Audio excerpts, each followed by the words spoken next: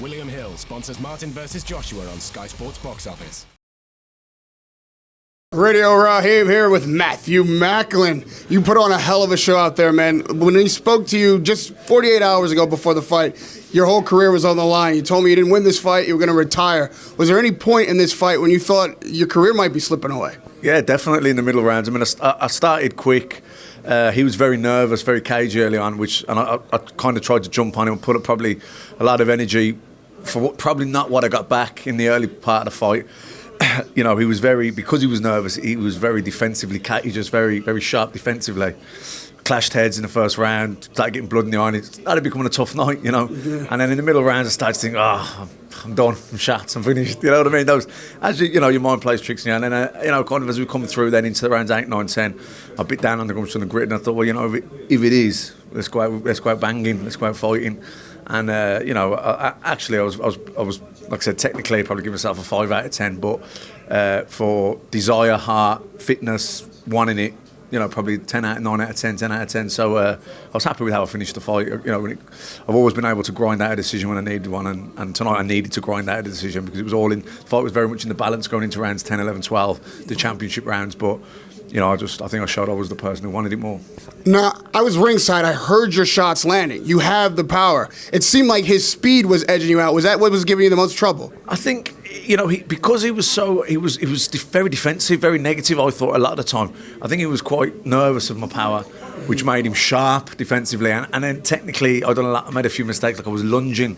He was taking little half steps back. I was lunging, getting picked off a little bit. And then, like I said, we clashed heads in the first round. Got a cut down, I think, in the second. Blood started going into the eye. I couldn't really see it. It becomes a hard night's work then, harder than I thought it should have been. But so technically, I could have boxed a lot better early on.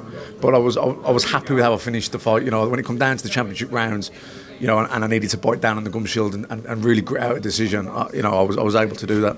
That 12th round in particular, you came out swinging for the fences. You hit him with something. The first shot, it seemed to wow him. Did you hurt him with that shot? Could you tell? I think I rocked him a couple of times in round 11 and 12. I think he was, and I think that's why he was so negative and he kind of shut up shop, really, didn't he? He didn't really, for the fight that was in the balance, he didn't do a lot, and I really was going for it. So I think like you said, that shot I caught him with, I think definitely buzzed him. I think it rocked him a little bit. So I think after that, he didn't want to get knocked out. And I think that's why he went so defensive. And before I let you go to enjoy the championship fight, the main event here, assessing after the fight, lucky. I mean, not lucky, but, you earned that victory. You're happy for that. Yeah.